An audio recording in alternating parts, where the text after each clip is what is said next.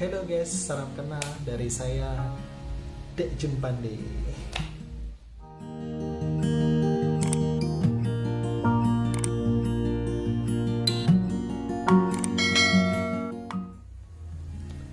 Oke guys, dalam video kali ini saya akan berbagi trik untuk pemula termasuk juga saya, bagaimana cara menjadi subscriber yang baik dan benar.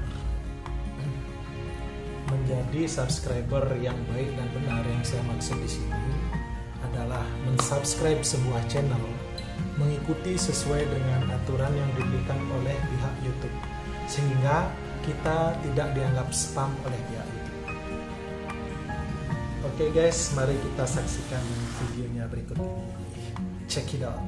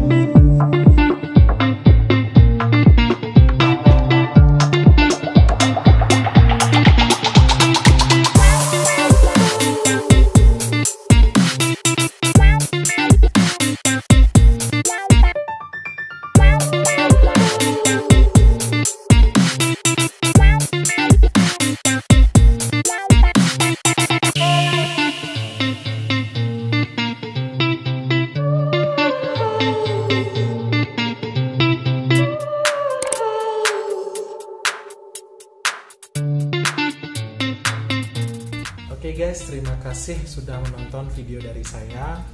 Jangan lupa like, komen, dan subscribe. Ingat, komen sesuai dengan isi daripada video. Oke guys, thank you. Terima kasih.